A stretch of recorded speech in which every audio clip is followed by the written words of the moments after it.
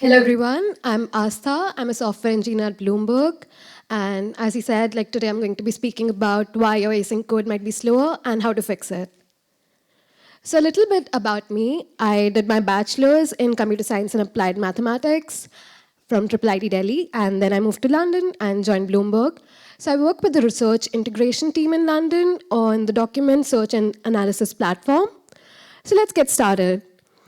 So let's look at a problem that many developers face when they get started with async IO.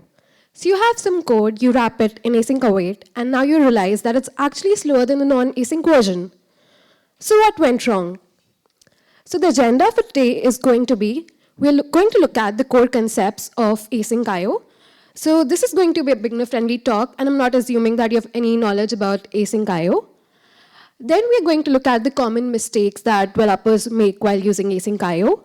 And we're going to look at the fixes and best practices.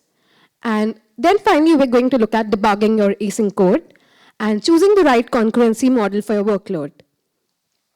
So what is async IO? Async IO is a library to write concurrent code using async await syntax. And it is used as a foundation for multiple asynchronous Python frameworks. And it is often a perfect fit for IO-bound tasks and high-level structured network code. So let's look at the core concepts of async IO. So the core of every async IO application is the event loop. And in Python, you can start an event loop using asyncio.run. And this event loop manages and schedules the execution of asynchronous tasks and callbacks. And it runs in a single thread and handles tasks cooperatively.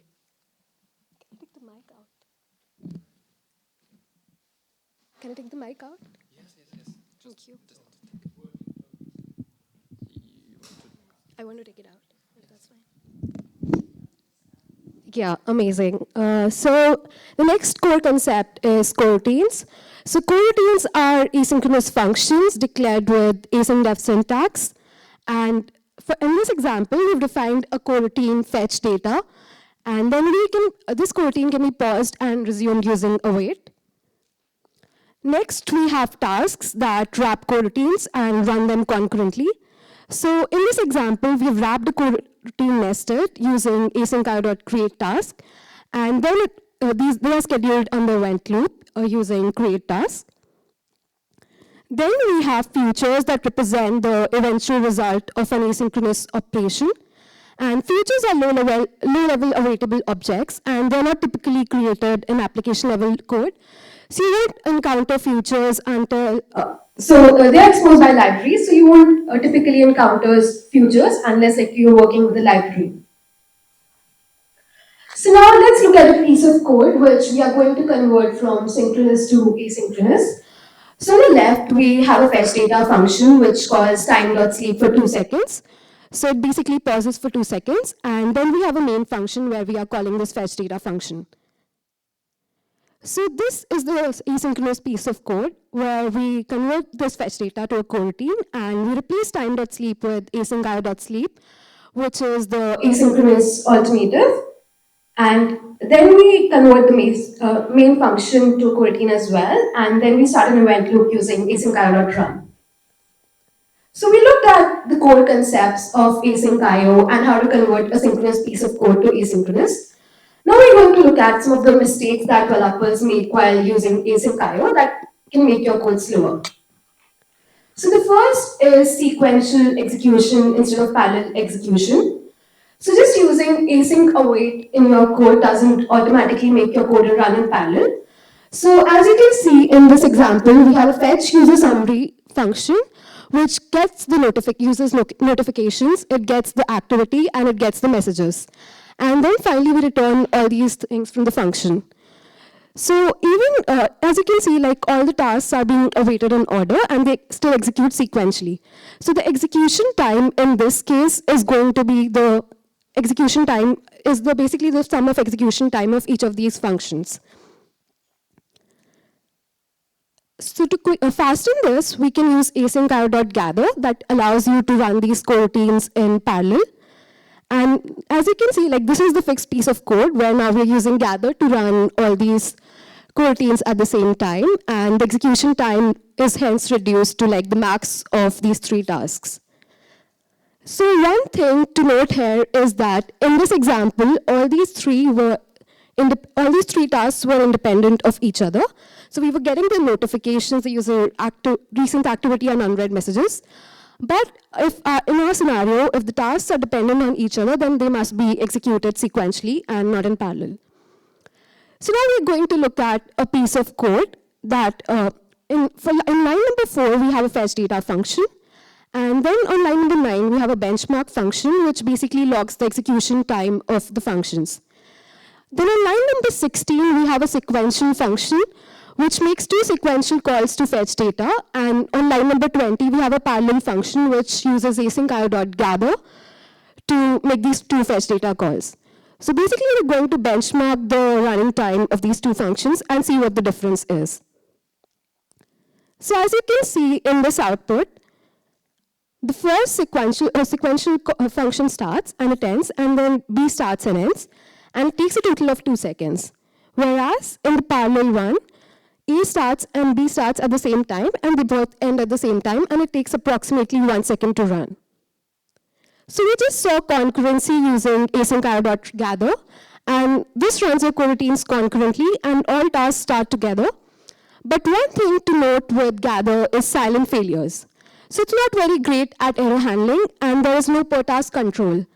So if any of the tasks raises an exception, gather will raise an exception and cancel all of the coroutines. So for example, in this case, this code is going to fail for n equals to 1, and this would also cause the code to cancel the coroutine with n equals to 2. So now a fix for this could be to use asyncio.createTask that allows you to handle errors per task. So as you can see in this example, we have created 2 tasks using the createTask function, and then these can be awaited separately. And also createTask allows us to run your tasks in background. Now, even in this case, we have to create each of the tasks separately and await them to get the result. So for a more structured concurrency, we could go with asyncio.taskgroup, and this was introduced in Python 3.11. And it's a more modern alternative to asyncio.createTask. So it's basically an asynchronous context manager holding a group of tasks. And you can add tasks to this using the createTask function. And whenever this context manager exits, all the tasks are awaited.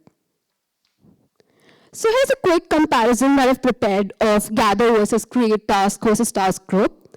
So all 3 of them allow you to run tasks concurrently. But gather does not allow for per task control and error handling. And for more structured concurrency management, you should go with task group, but it's not supported in Python 3.11. Next, we're going to look at the next mistake is synchronous libraries in asynchronous code. So if you remember the initial example that we just saw when we were converting the synchronous piece of code to asynchronous, we replaced time.sleep with asyncio.sleep. So the reason behind that was the time.sleep is a synchronous version, and asyncio.sleep allows you to run the code asynchronously. So always use libraries that are designed for async code. And for example, if you look at this code, asyncio.gather is making 2 fetch data calls, and we would just assume that this code now runs in parallel, but that's not the case. So as you can see, here we have this code is basically using the request library, which does not support async code. So a fixed version for this could be to use an async alternative, and that in this case could be IO HTTP, HTTPX. So here you can look at the different synchronous libraries that are supported and their asynchronous versions. So there's also another example that we're going to look ahead, which is pathlib, and the async alternative is IO files. So from the previous slide, we can just see that here we were using the request library, and now we've replaced it with IO HTTP. So now this piece of code is going to run in parallel, and the execution time is reduced.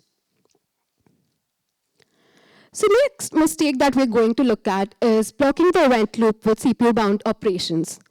So async IO runs all coroutines in a single-threaded event loop, and executing CPU-bound operations inside a coroutine can freeze the entire event loop.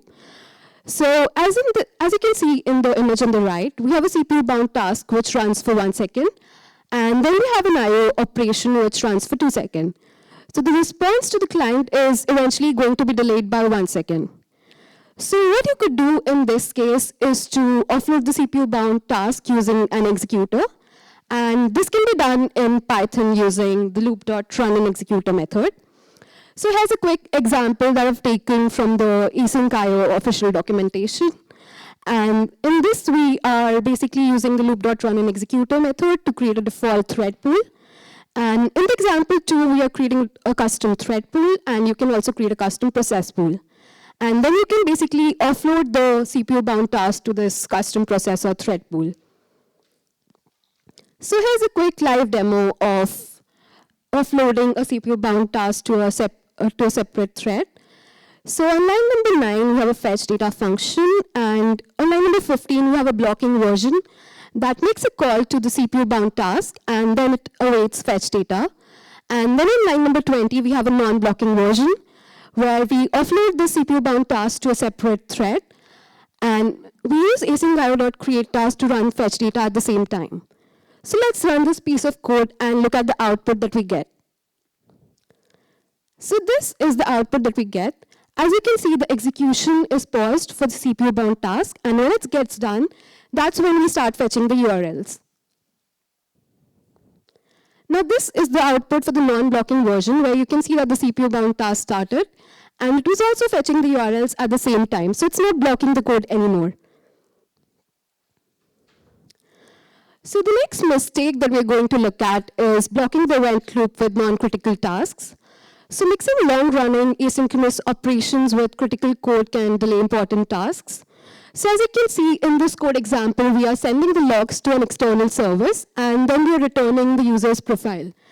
So as you can see, like, logging is non-critical, but it's delaying the response to the client. So what we could do in this case is that we could use the createTask function that we saw earlier, and that would allow us to send these logs in the background and will no longer delay the response to the client. So here's a fixed piece of code where we are using asyncio.createTask to now run these logs in the background. And you could also use the loop.runInExecutor method that we saw before to run this in a separate thread. Then another mistake is creating a large number of coroutines, especially for trivial operations. Since due to context switching, this can introduce a significant overhead and can potentially slow down your application. So now, one of the fixes for this could be to use a counting semaphore that limits the number of resources that you have access to.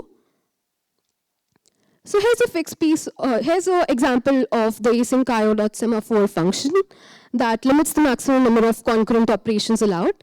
And you could use an asynchronous context manager to work with this shared resource.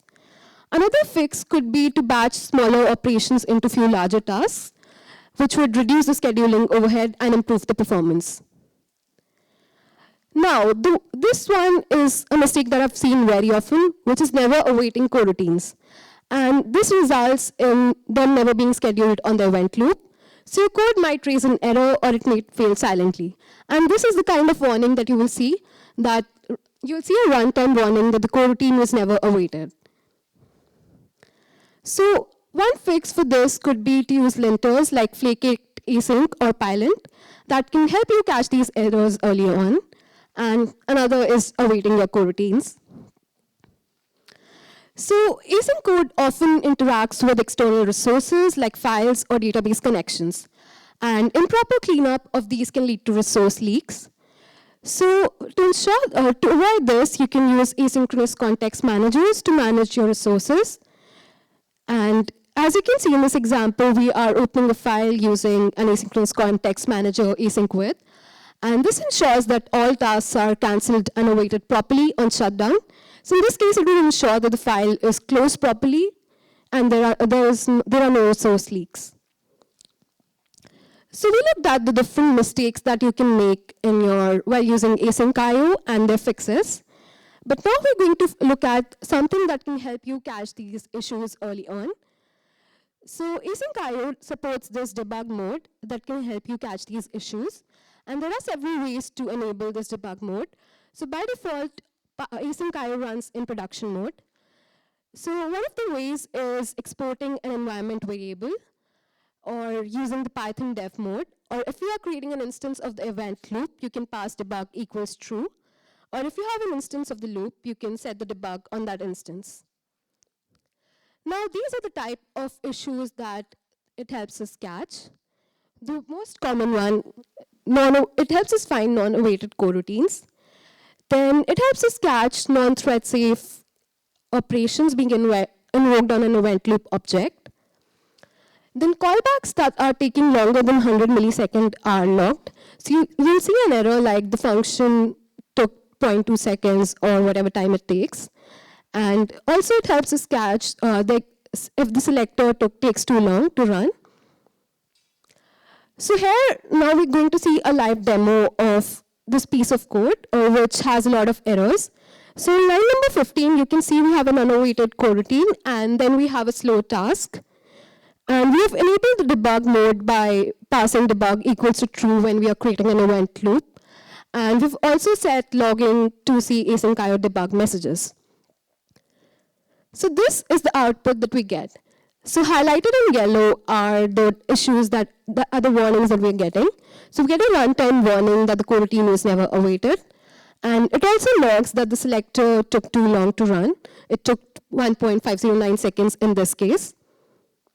So these are the type of errors that this can help you catch, and then you can finally debug your code and find the piece of code that's taking too long to run. So we looked at the asyncio debug mode, but there are several other tools as well that can help you catch the errors, that can help you debug your async code.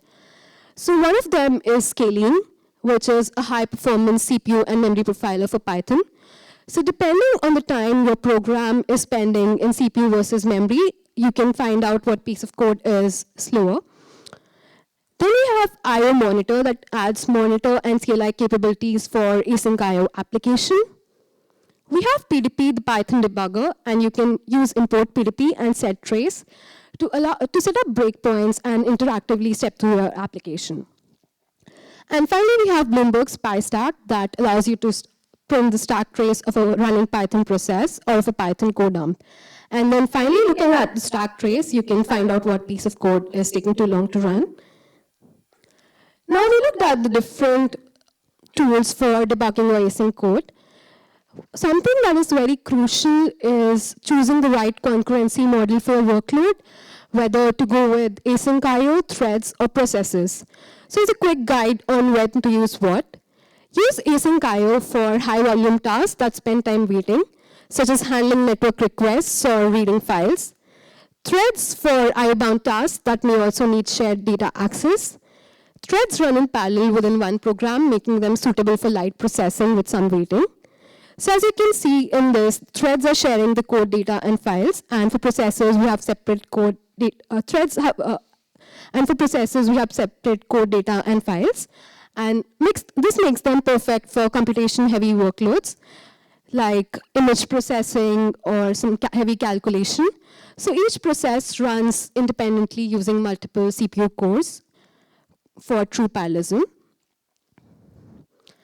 So here's a quick summary of what we just discussed. So use async IO for efficiently handling many concurrent IO tasks, threads for parallel IO tasks with shared memory, and processors for maximizing performance on CPU-intensive tasks. So the key takeaways from today's talk were batch your coroutines using asyncio.gather, create task group, avoid mixing synchronous and asynchronous code, keep your async workflows separate, and avoid wrapping already synchronous code in async await. Execute blocking code in thread or process pools using executors, like you could use the loop.run and executor method that we just saw.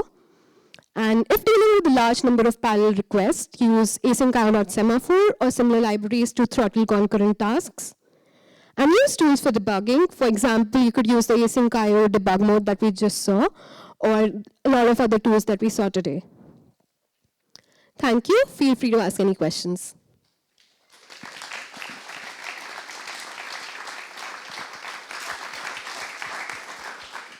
Thank you, Aastha. So now's the time for questions.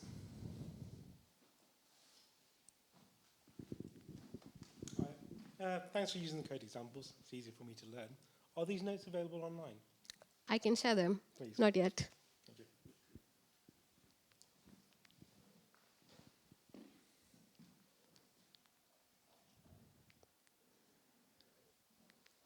Any other questions?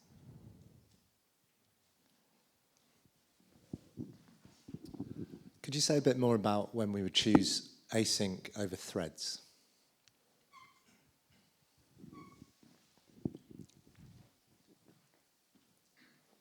So basically, you should use async when you have a lot of I/O tasks. And for threads, it's basically when you don't have a lot of I/O, but you also have shared memory. So if you require some tasks that require to reuse some variables or some shared memory, then you should go with threads. But if it's like I/O heavy workload, you should go with async I/O.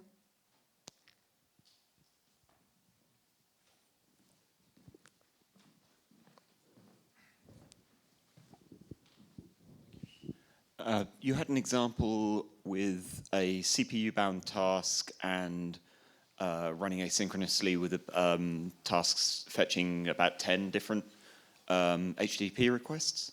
And you used an executor to get those running concurrently. Under the hood, is the executor spinning up a new thread or a new process? In this example, it was spinning up a new thread. Okay. But if we go to this slide, you can create a custom thread pool or a process pool. So you can see this, we have the process pool executor, or you could use the thread pool executor.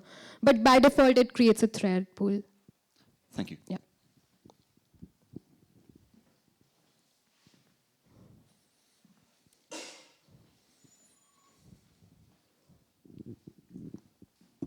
Got another one. Have you got any tips about testing async code? Presumably there's some indeterminacy about the order in which it does things. So there's this PyTest plugin that you could use for testing your async code.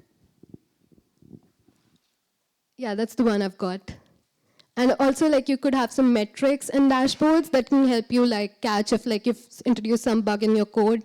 For example, if you're not awaited a coroutine and that leads to some increase in the execution time, then you can have some logs, or you can set up some alarms that can help you catch these type of issues.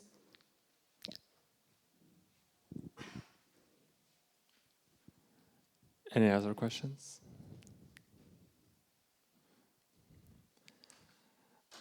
Since we have time, I have actually a mind question. Yeah, sure, go ahead. And it's maybe a bit out of scope of your presentation, but I know there's multiple event loop implementations. And what's the difference between them? Why it's not enough just a one standard default Asyncio event loop? I guess it's I'm not 100% sure, but in async IO we just have a single loop, event loop, and it's basically supposed to achieve this, that it pauses, if some piece of code is taking too long to run, it pauses and then the other piece of code can run at the same time. So if there's a lot of IO and you have to wait for that, so it's useful in that case. Makes sense. Thank you. And I have a second question. Yeah, sure. Go ahead. So it's all about stack trace, and in terms of nested Asyncio task, how stack trace will look like? Will it look like same as for synchronous code or differently? I haven't done that, but I would say, I guess it looks the same. Okay. Yeah. Thank you. If no other questions so far, then Aisha, thank you a lot Thank you. for the talk.